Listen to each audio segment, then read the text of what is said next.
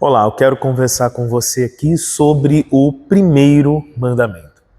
E esse é o mais importante de todos. A gente vai ver ao longo dos outros vídeos e dos outros estudos porque esse mandamento é o mais importante deles.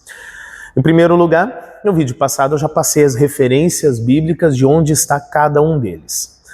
E basicamente, em resumo, qual que é o primeiro mandamento? O primeiro mandamento diz: eu sou o Senhor teu Deus, não terás outros deuses diante de mim.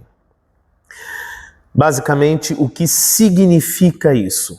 Literalmente, lendo a explicação do catecismo, isso significa que devemos temer e amar a Deus e confiar nele acima de todas as coisas. É justamente por isso que esse mandamento ele é o mais importante de todos, porque nós jamais cairíamos em qualquer tipo de pecado se a gente levasse esse mandamento tão a sério quanto ele deve ser mandado, né? É justamente porque esse mandamento diz sobre aquilo que ocupa o primeiro lugar no nosso coração. E por isso ele é o mais importante e ele é a base de todos os outros, os 9 mandamentos que restam.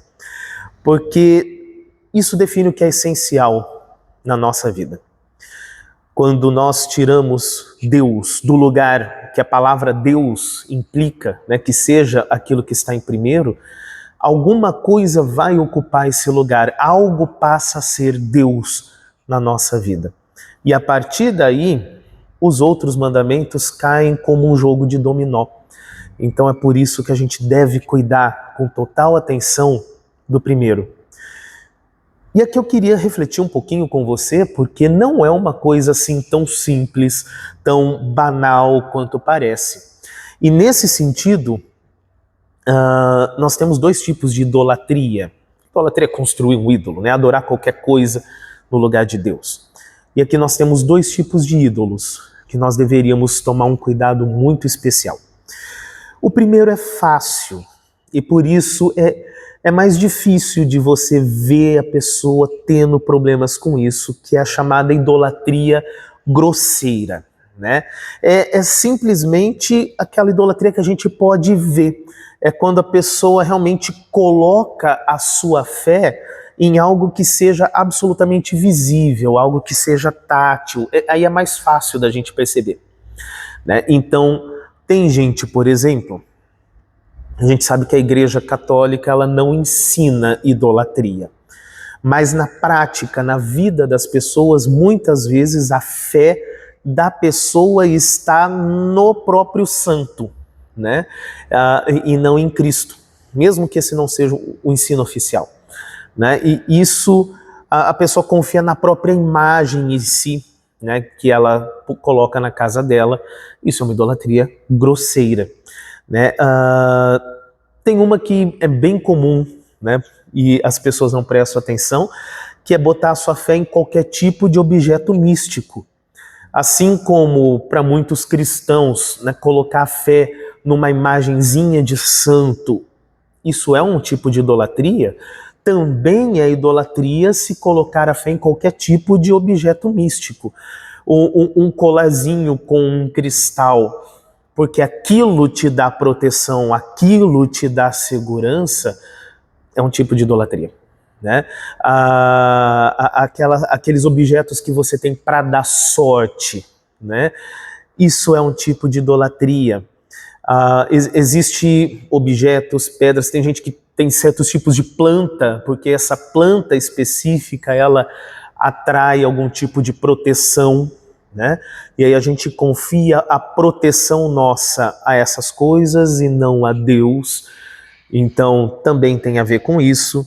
A nossa fé passa a ser colocada em qualquer coisa que tenha sido criada por Deus, ao invés de ser algo que é do próprio Criador, né? Eu não ponho a minha fé, eu não ponho o meu amor no que cria as coisas, mas eu coloco a minha fé e o meu amor nas coisas que Ele criou, como se elas fossem a fonte de todo tipo de bênção na minha vida. E isso é uma idolatria grosseira. E eu digo isso porque ela é fácil de ser percebida. Mas vamos pensar um pouquinho mais. Nem toda idolatria é fácil de se perceber. Nem toda idolatria é tão tranquila de você entender dessa forma. E aí nós vamos pensar num tipo de idolatria que é muito mais sutil. É uma idolatria que é disfarçada e por isso mesmo ela é perigosa. Essa idolatria é aquela que está escondida dentro do seu próprio coração.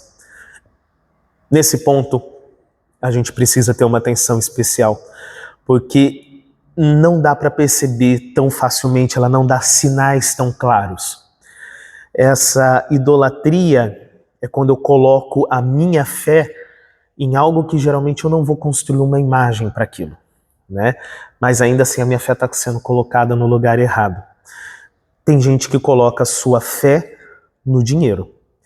Eu não adoro o dinheiro, não faço orações para o dinheiro, mas eu acredito que a minha saúde, ela provém do dinheiro. Eu acredito que a minha disposição para a vida vem do dinheiro. Eu acredito que a resposta para todos os meus problemas vem do dinheiro. Eu faço o dinheiro ser o meu amparo. O dinheiro, ele não é um canal pelo qual Deus me abençoa, mas o dinheiro em si é a fonte da bênção. Aí eu tenho um problema. Tem gente que faz a família ser esse lugar, né? A idolatria é da família. E eu já vi, né, muitas vezes e com tristeza, que porque um membro da família apresentou um problema de não querer se aproximar de Deus por algum motivo, a família toma a decisão de também se afastar da fé em solidariedade com aquela pessoa. Aí é que vem a pergunta: quem está em primeiro lugar? Né? Nessa hora o ídolo se revela, porque a partir do momento em que a família tomou uma decisão em conjunta, né, nós vamos nos afastar de Deus também em solidariedade com aquela pessoa, a família mostra que quem ocupa o primeiro lugar na vida deles nunca é o Deus que a Bíblia ensina, mas é o Deus daquele membro da família, né? O filho, o pai, a mãe, o tio, não interessa. Mas essa pessoa é quem se torna o próprio Deus. E eu sigo aquela pessoa mais do que eu sigo os ensinamentos de Deus. Essa idolatria é difícil de perceber. E geralmente quando ela dá sintoma, é porque alguma coisa muito grave já aconteceu antes. E é difícil perceber e a gente tem que ficar de olho nisso. Tem gente que faz de fama o seu próprio ídolo, né? E é fácil ver quantas pessoas, em busca de cliques, em busca de likes, falam verdadeiras afrontas ao Evangelho de Cristo para que elas se promovam. E aí a fama se torna o seu próprio Deus. Mas tudo isso tem uma origem, né? É quando nós tiramos Deus do trono da nossa vida e a gente coloca nós mesmos nesse trono. E a gente passa a querer decidir o que é importante, o que não é importante na nossa eternidade, na nossa vida. E aí o grande ídolo se manifesta. Esse ídolo é você mesmo. Você não faz uma imagem para você. Você não ora para você mesmo. Seria muito estranho. Mas você se coloca em primeiro lugar, inclusive acima do que o próprio Deus quer, da própria vontade de Deus. Você acaba na vida prática se considerando mais importante do que o próprio Criador que te fez. E aí você caiu na idolatria. Aí você não guardou o primeiro mandamento, você fez um outro Deus para você mesmo. Esse é o grande problema dessa idolatria. Quando eu falo de idolatria grosseira, a gente tem um exemplo bíblico muito interessante, né? Êxodo capítulo 32 fala aquela história do bezerro de ouro. Enquanto Moisés estava no monte para receber os mandamentos de Deus e tudo mais, o povo se apressou lá embaixo para fazer uma imagem, construir algo que eles pudessem adorar. Né? Eles juntaram o material, fundiram o material, inventaram um tipo de culto. Isso é a idolatria grosseira, é aquela que a gente percebe mais fácil. Mas quantas pessoas percebem idolatria em Gênesis capítulo 3, quando a serpente está conversando com Adão e Eva no jardim. Lá a serpente está conversando e as pessoas não costumam ver idolatria ali. Mas olha todo o argumento da serpente qual era.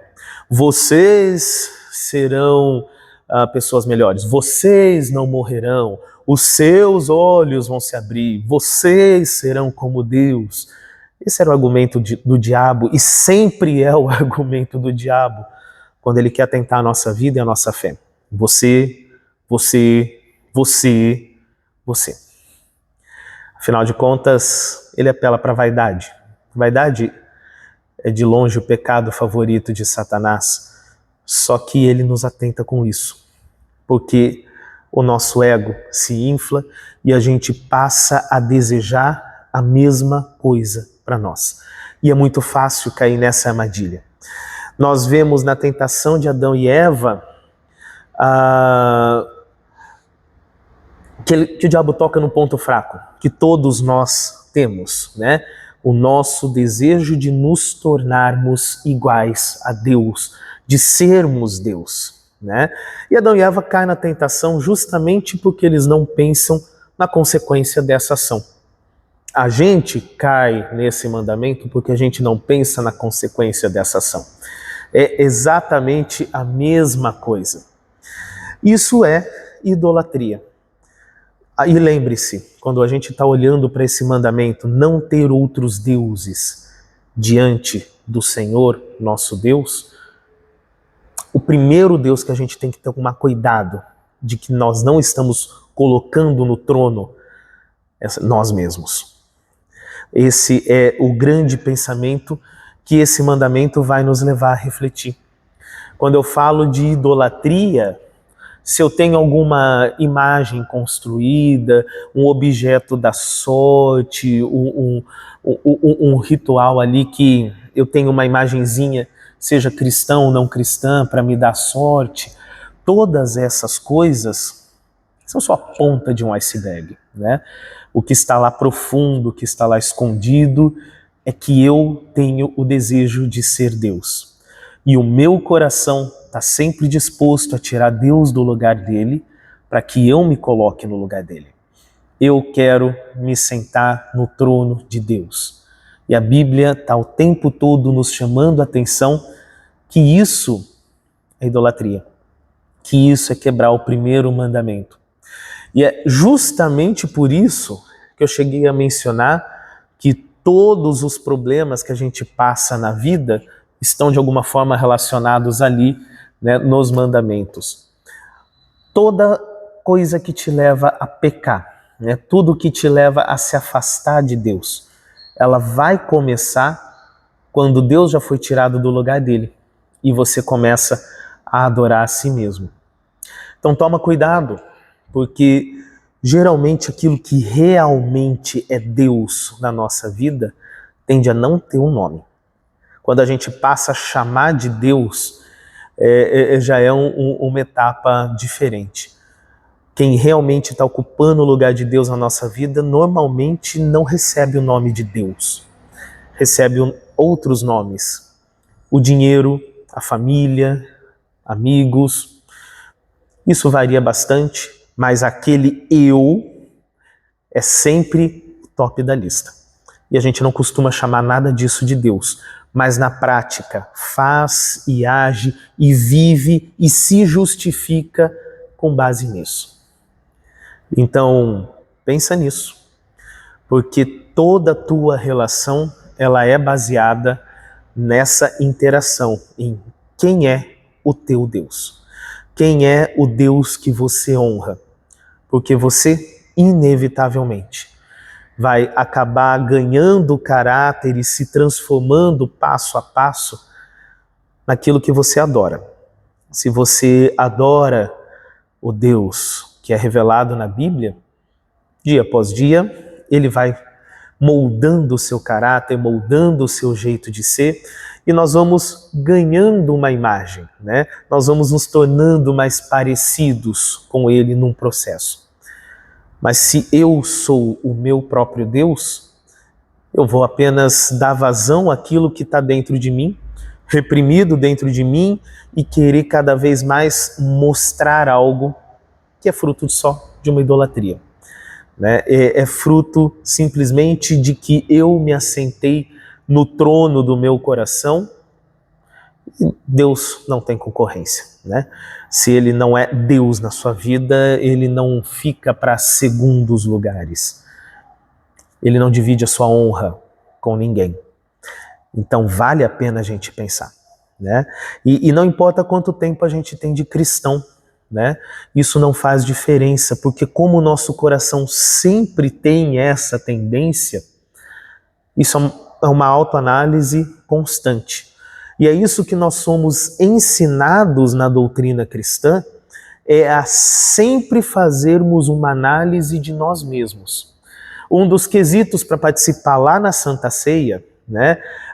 A gente tem a orientação lá, portanto, examine-se o homem a si mesmo. Eu vou me examinar por qual padrão? Né? Se eu estou no trono da minha própria vida, eu, é claro que me justifico. Eu sempre estou bem, eu sempre estou pronto para a ceia. Agora, participar dignamente da ceia significa que eu preciso primeiro examinar-me. E examinar-me com um padrão correto. Esse padrão Deus está me revelando nos mandamentos. E isso é um dos motivos pelo qual quem não estudou os mandamentos, eu peço sempre que aguarde um pouquinho, vamos ver o que os mandamentos dizem, porque lá na frente, quando chegar a hora de você examinar-se a si mesmo, você tenha a ferramenta, né? Tenha o conhecimento, tenha refletido sobre isso.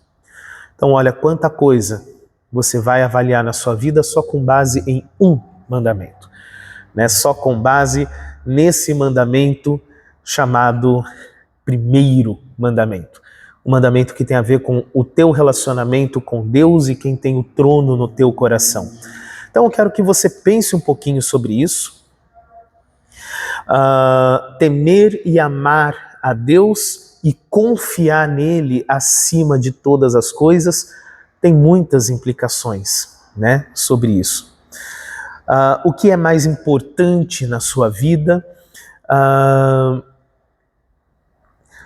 Existem coisas que só Deus pode te dar. E quando você põe a fé no Deus errado, a grande questão é, os falsos deuses sempre vêm com promessas. A questão é se eles vão entregar as promessas dele, né? Dinheiro promete felicidade, ou se promete. A grande questão é, será que ele vai entregar isso para você? Ele pode te dar o contentamento na hora, para algumas situações da vida, te fazer contente, é claro que pode, mas uma hora, não importa quanto dinheiro você tenha, ele vai te abandonar, né? Ele não vai te levar a uma felicidade que seja perene.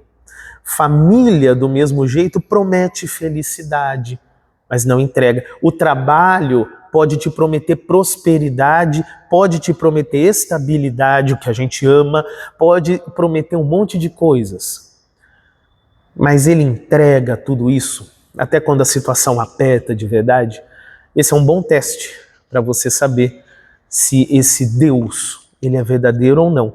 O Deus da Bíblia, ele promete e entrega, inclusive quando a coisa aperta. Inclusive no momento mais crucial, que é o momento da morte. O que ele prometeu, ele entrega. A grande questão é, os outros ídolos não vão ter condição de entregar, porque afinal de contas sempre foram falsos, né? Vale a pena a gente fazer esse teste. Então, nós vamos sempre fazer ídolos baseado nessas coisas. E a gente tem que se avaliar constantemente. Aqui fica então a nossa lembrança sobre o que significa o ser um ídolo e como a gente pensa sobre esse mandamento. Eu acho que 20 minutos de conversa está mais do que o suficiente para falar de um mandamento só. Mas a partir daqui a gente vai refletir em muita coisa. Deus abençoe vocês então e até um próximo vídeo.